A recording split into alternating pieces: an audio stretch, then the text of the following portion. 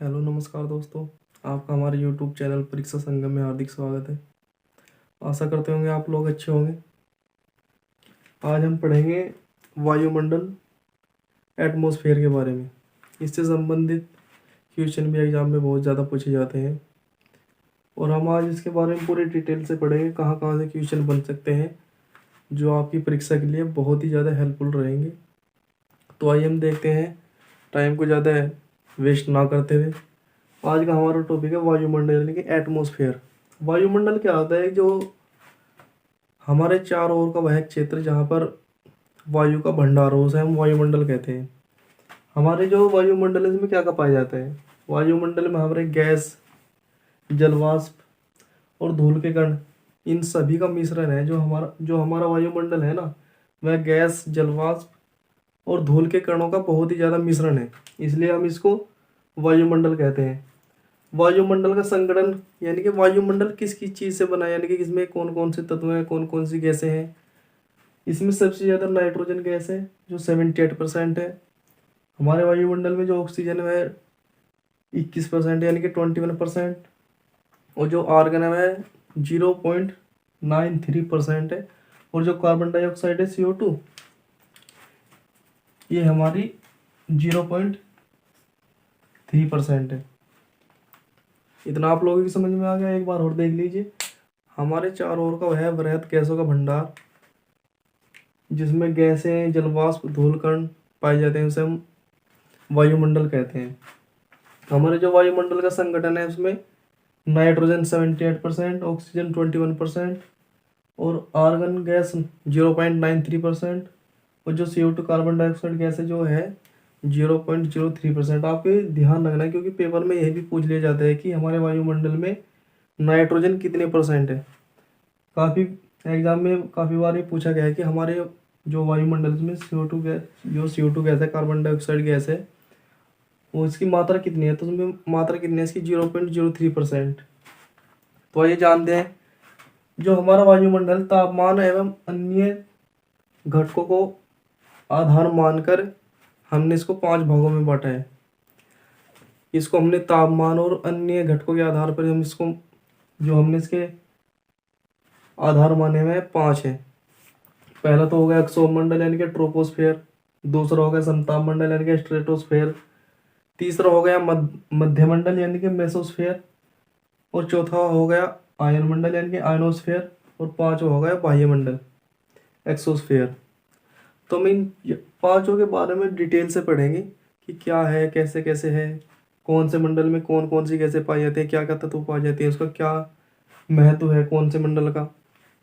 तो हम सबसे पहले जानते हैं सौरमंडल के बारे में। सबसे पहले आ गया हमारा सौरमंडल। यह हमारे जो वायुमंडल है ना, उसकी जो 5 परतें हैं उसकी सबसे निचली परत है इस अक्षोमंडल। हमारे वायुमंडल की सबसे निचली परत है अक्षोमंडल। हम इसको संवहन मंडल भी कहते हैं क्योंकि इसमें सभी मौसमी घटनाएं, जैसे बारिश हो गई, आंधी तूफान हो गया, और जितनी भी घटनाएं हो गई वो सभी के सभी हमारी किस में घटती हैं? अक्षोमंडल में यानी कि ट्रोपोस्फेयर में। और तीसरा पॉइंट हमारा क्या हो गया इसकी दूसरा पॉइंट हमारा क्या हो गया कि हम इसको संवहन मंडल भी कहते हैं क्योंकि हमारी सभी जो मौसमी घटनाएं हैं वह सभी की सभी इसमें होती हैं। ध्रुव पर जो इसकी ऊंचाई होती है वह 8 किलोमीटर होती है, और जो विषुवत रेखा पर इसकी ऊंचाई होती है वह 18 किलोमीटर होती है। ध्रुव पर इसकी ऊंचाई कितनी होगी? 8 किलोमीटर, और विषुवत रेखा पर इसकी ऊंचाई कितनी होगी? 18 किलोमीटर। जितनी भी सभी मौसमी घटनाएं, मैंने आपको अभी बताया कि जितनी भी सभी मौसमी घटनाएं वह अक्षोमंडल में ही घटित होती हैं। वायुमंडल के 75% यहीं पर तत्व पाए जाते हैं। जो हमारा अक्षोमंडल है इसमें जितने भी वायुमंडल में तत्व पाए जाते हैं, 75% तत्व यहीं पर पाए जाते हैं। यह सबसे सघन मंडल है। इस मंडल में 165 मीटर की ऊंचाई पर, प्रति 165 मीटर की ऊंचाई पर हमारे 1 डिग्री सी तापमान में वृद्धि होती है। ये हमारा पूरा का पूरा अक्षोमंडल के बारे में हो गया। आइए एक बार और देख लेते हैं अक्षोमंडल के ट्रोपोस्फेयर। इसका इंग्लिश में भी ध्यान रखना है क्योंकि बाजी फिर दफ़ा क्या होता है कि हिंदी में ना दे करके इंग्लिश में देता है कि ट्रोपोस्फेयर के बारे में बताइए, मतलब इससे रिलेटेड कोई क्वेश्चन आ गया वो बताइए। तो ट्रोपोस्फेयर एक्सोमंडल को हिंदी हिंदी कहते हैं, जो है हमारे वायुमंडल की सबसे निचली परत है। इसको सौम्य मंडल भी कहते हैं। ध्रुव पर इसकी ऊंचाई 8 किलोमीटर होती है और विषुवत रेखा पर इसकी ऊंचाई कितनी होती है? 18 किलोमीटर। सभी जितनी भी मौसमी घटनाएं हैं ऐसी में घटित होती हैं और वायुमंडल के 75% तत्व यहीं पर पाए जाते हैं और यह सबसे संघनन मंडल है। और 165 मीटर की प्रति ऊंचाई पर यहाँ के तापमान में 1 डिग्री सी की वृद्धि होती है। अब दूसरे के बारे में जानते हैं। दूसरा हमारा क्या है? समताप मंडल यानी कि स्ट्रेटोस्फेयर। दूसरा हमारा क्या है? समताप मंडल यानी कि स्ट्रेटोस्फेयर। इसका जो विस्तार है 18 किलोमीटर से लेकर 32 किलोमीटर तक है। इसका विस्तार कितना है? 18 किलोमीटर से लेकर 32 किलोमीटर तक। यहाँ पर तापमान समान रहता है। यहाँ पर तापमान में कभी कोई कमी या वृद्धि नहीं होती, एक समान तापमान रहता है यहाँ पर। यही कारण है कि वायुयान यहीं पर उड़ान भरते हैं, क्योंकि यहाँ पर ना तो कोई मौसमी घटनाएं होती है, ना पर बारिश होती है, ना बूंदें होती है, ना आंधी तूफान होता है, ना मतलब कोई भी यहाँ पर घटना नहीं होती। इसलिए यहाँ पर वायुयान उड़ान भरते हैं। कभी कभी एग्जाम में पूछ लिया जाता है कि वायुयान किस मंडल में उड़ान भरते हैं, तो हमारा आंसर क्या होगा? समताप मंडल यानी कि स्ट्रेटोस्फेयर में। इस मंडल में ओजोन गैस पाई जाती है। सबसे इम्पोर्टेंट चीज क्या है कि इस मंडल में ओजोन गैस पाई जाती है। इस ओजोन गैस का मतलब क्या है? जो सूर्य से आने वाली हमारी पराबैंगनी किरणें हैं ना, जो हमारे बॉडी पे बहुत इफेक्ट डालती है, यानी कि कैंसर का कारण बनती है, यह उनसे निकलने वाली पराबैंगनी किरणों को अवशोषण करती है, यानी कि उनको अवशोषित कर देती है, उनको हटा देती है। और इसलिए इसको ओजोन मंडल भी कहा जाता है। इसके संरक्षण में 16 सितंबर को हम ओजोन दिवस भी मनाते हैं। यही कारण है कि 16 सितंबर को ओजोन दिवस भी मनाया जाता है। एक बार और देख लीजिए। समताप मंडल स्ट्रेटोस्फेयर, इसका विस्तार 18 किलोमीटर से लेकर 32 किलोमीटर तक है। यहाँ पर तापमान समान रहता है। इसके तापमान में कोई भी ना तो कमी होती है ना वृद्धि होती है, एक समान रहता है।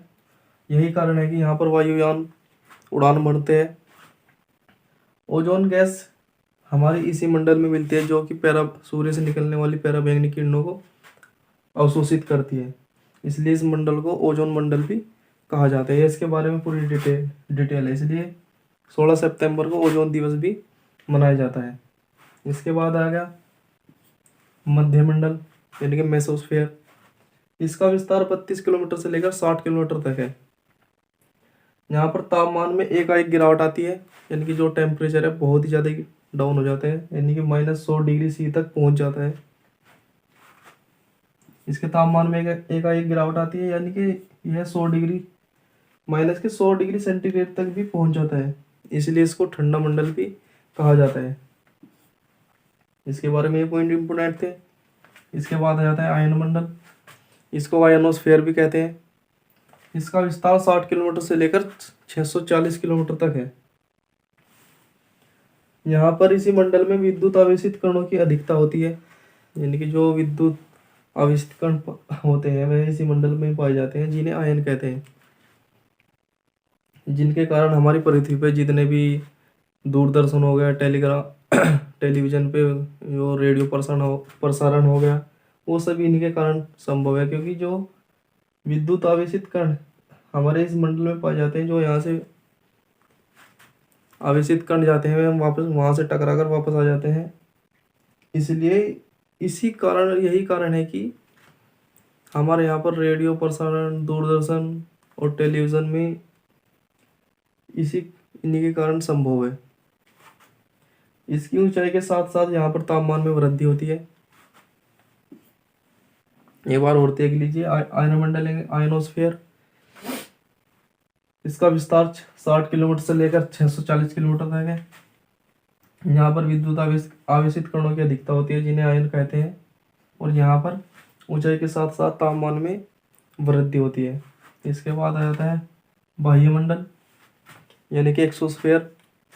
इसका विस्तार 640 किलोमीटर से लेकर इसकी कोई सीमा नहीं है। यहाँ पर सभी हल्की गैसें पाई जाती है, क्योंकि जो भारी गैस होगी तो नीचे होगी ना, और जो सभी हल्की गैसें होंगी वो ऊपर होगी।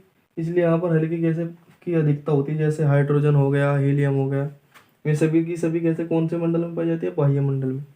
कभी कभी एग्जाम में पूछ लिया जाता है कि जितनी भी हल्की गैसें हैं किस मंडल में पाई जाती हैं, तो हमारा आंसर क्या होगा कि बाह्य मंडल में पाई जाती है। ये भी एक बार और देख लेते हैं शुरुआत से।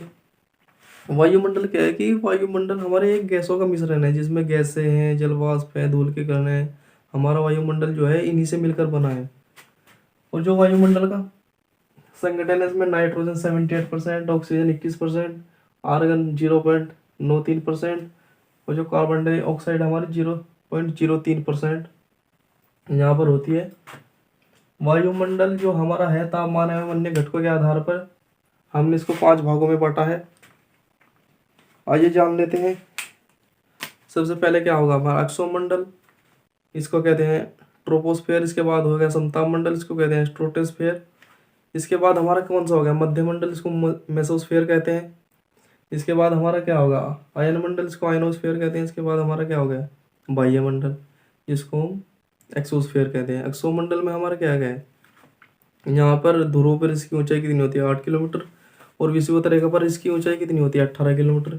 जितनी भी सभी मौसमी घटनाएं हमारे एक्सोमंडल में होती है, जैसे आंधी हो गया, तूफान हो गया और बारिश वगैरह हो गया, वो सब हमारी कहाँ पर होती है यहीं पर। वायुमंडल की 75% तत्व यहाँ पर मिलते हैं। और यहाँ पर 165 मीटर की ऊंचाई के साथ साथ बढ़ती ऊंचाई के साथ साथ तापमान में 1 डिग्री सेंटीग्रेड की वृद्धि होती है। इसके बाद हमारा आ जाता है समताप मंडल। समताप मंडल का विस्तार कितना है 18 किलोमीटर से लेकर 32 किलोमीटर तक। यहाँ पर तापमान समान रहता है, इसलिए यहाँ पर वायुयान उड़ान भरते हैं। यहाँ पर ना तो कोई मौसमी घटनाएं होती हैं, जैसे ना तो आंधी आती है ना तूफान आती है, मतलब जो टेम्परेचर है बिल्कुल एक समान रहता है। और यहाँ पर सबसे महत्वपूर्ण बात यह है कि यहाँ पर ओजोन गैस मिलती है, जो सूर्य से आने वाली पराबैंगनी किरणों से हमारी रक्षा करती है। इसलिए इसको ओजोन मंडल भी कहा जाता है।